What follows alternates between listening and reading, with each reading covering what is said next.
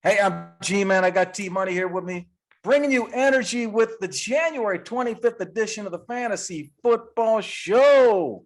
It's a special segment of the Father, Son, and Holy Sport weekly podcast. T-Money, you got your DFS players for the weekend, man? I'm ready, man. I'm ready. Probably going to have to do a captain's picks and all this because it's a small roster size, but it's going to be exciting. Good point. A good point. Hey, y'all do us a favor, press that like and subscribe. If you like the results we're giving you, we appreciate your support. And if you're interested in being a sponsor or a guest on our fantasy football segment, reach out to us. Let's go to our fantasy picks of the week. We're going to start with our first game, hot and cold. G-Man's going to give you hot players, so you should start in your DFS matches. T-Money going to give you cold starters to stay away from because they're going to break your heart if you don't. T-Money picking at 61% accuracy on his cold picks this year, knocking them down. Hey, keep in mind we're recording our shows on Tuesdays, so some things can change. Let's go to the quarterback position to start. I'm going with my hot picks here. I'm going with Joe Burrow. I think Joe's going to have a big game. Right now, he's ranked as the second quarterback behind Mahomes. He's going for $6,600 dollars on DraftKings. And I just think it's going to be a high-scoring game. It's supposed to be over under 55. Burrow could be coming from behind. I just think you're going to get good value off of him at 6,600 versus Mahomes at 7,400. The other game could be more low-scoring. So I'm going to say go with Joe Burrow for the hot quarterback. All right. I like it. Hopefully you're right. Hopefully he's hot. My cold QB, though, pretty obvious here, the worst of the four quarterbacks left, and that's Jimmy G. Don't even touch him. Don't even think about playing him. They didn't score. He didn't pass. He didn't rush. The entire offense didn't score a touchdown this past weekend versus the Packers. This Rams front is legit. And when they've had success, it's all about the run game with them. So don't touch Jimmy G here. He's going for 5,400. I don't see the value even in that if he does play a decent game because he's going to throw 2 picks most likely. So don't touch Jimmy G. Okay. That's probably a smart move, man. And you know what you're talking about. Let's go to running back.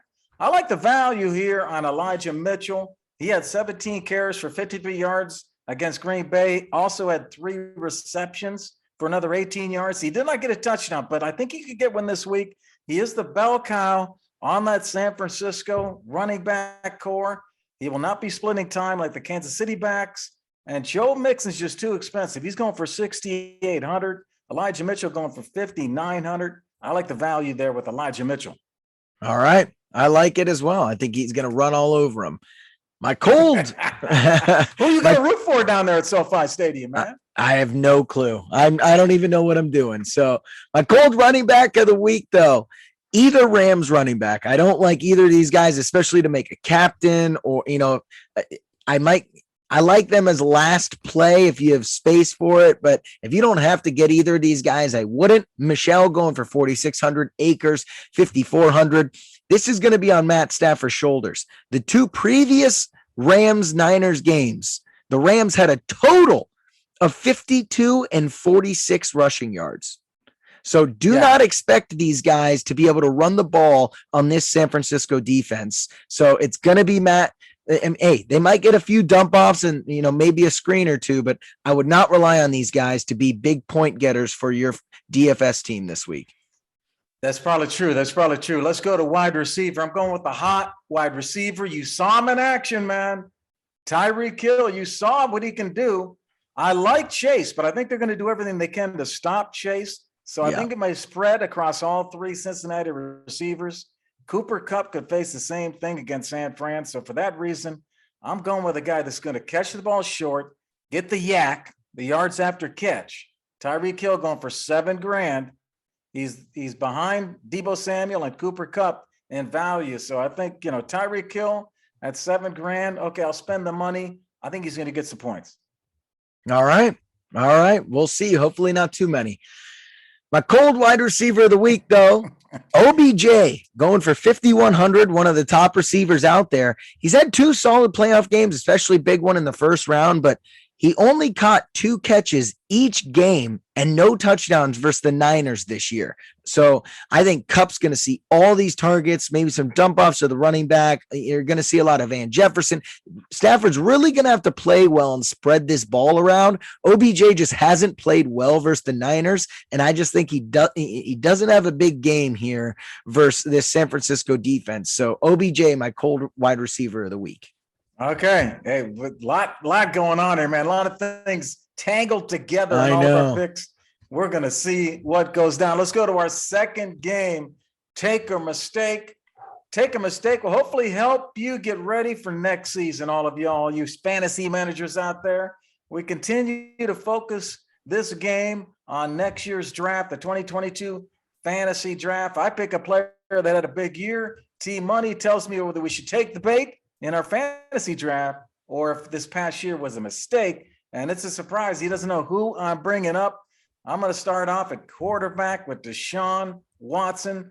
Desean Watson did not play this year, but the prior year he was the top 5 fantasy quarterback. He can end up in Carolina, is the word on the street, or potentially wherever Brian Flores goes. Brian Flores was the guy behind Watson's rumor to come to Miami, but Flores is now gone.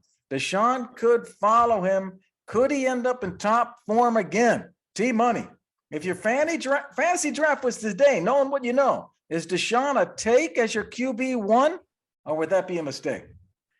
That's a mistake. You can't risk your QB1 without knowing if he's going to play. Now, you could take a high flyer on him as your QB2 and stash him, but hopefully we find out before the season. I think his court case is in February or something, and it should be figured out by the time we get to draft season. But my gosh, if I'm drafting today, I'm not touching him because I need a solid starter as my quarterback. What about dynasty? If you're in a dynasty league, would you do it then?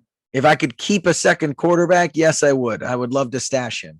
Okay. Good. Hey, let's go to, I must do wide receiver first. I got a special running back selection for you. Let's go to wide receiver. I'm going to throw out there Gabe Davis from Buffalo. Gabe Davis was behind Emmanuel Sanders on the depth chart most of the year. In 6 contests where Davis played at least 50% of the snaps, he averaged 59 yards a game and 4 touchdowns. However, in the playoffs, he had 41 yards in a score in the wild card round and 201 yards and 4 touchdowns against the Chiefs. Is Gabe Davis a must-have player in the 2022 fantasy draft? T-Money. Is Gabe Davis a take as your wide receiver 1 in next year's draft, or would that be a mistake? Well, wide receiver 1 or 2. That's a no. That's a mistake. I mean, okay. He's not even a 1. He's not even close to a 1. He's not even Stephon Diggs is. Yeah, let's pump the brakes on saying what should have said wide receiver 2. You might have gotten my juices flowing. No, I wanted to say 1 just to see what you would say. Yeah, hell no, is he a wide receiver 1? That's not even close. So wide receiver 2, interesting. Yeah, top 24 seems like a stretch. So he could be a flex player for you, but if wide receiver 1, you should never play fantasy football again. If you select Gabe Davis as your wide receiver 1, just stop playing. Wide receiver 2, hopefully you selected 5 running backs before that, and all the wide receivers are gone if he's your wide receiver 2. So flex option. You love this take or mistake game, man. Hey, let's go to the last one. This is going to be a fun one for you, T-Money. Put a little pressure on you. See if you can handle this little curveball I'm going to throw at you here. I'm going to say for the running back, J.K., Elijah Mitchell, or Cam Akers. J.K. Dobbins was primed for a big year in 2021 before the ACL injury ends his season.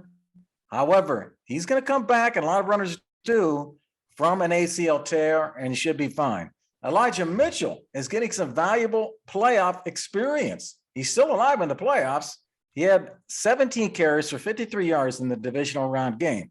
Cam Akers is back after the Achilles injury and has taken over the reins in the Rams backfield, and he's still playing.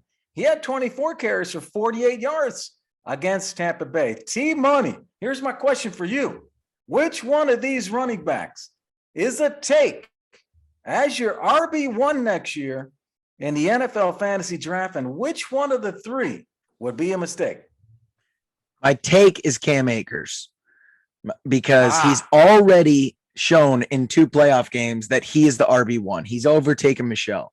Not only that, Sony Michel's a free agent next year. And Sean McVay is known for having one running back. He doesn't do committees. That's not his style. So he does Cam committees Akers all the time. He does committees. Well, when you don't have your committee. when you don't have your RB1 like Akers or Gurley, then yes, you go to committee. But I think with Akers, he will stick with him as his all-around back. He was supposed to be the RB1 going into the season before he got hurt. I'll take Cam Akers. And then as my mistake, I think Elijah Mitchell will be a mistake as an RB1 going forward. That will be too much of a reach. He has big games. He has solid games. But if anyone loves running back by committee, that is Kyle Shanahan. And that is such a deep room. It seems they can throw anyone in there and they can be successful because Elijah Mitchell was on the practice squad to start the season. I just think that's a risky RB1. If he's still in SF and, there's not a lot of competition, he could be an RB2. But that's a mistake. All right, hey, man. I don't care what T-Money says, man. You see, I'm with you, 49ers. I'm with you, man.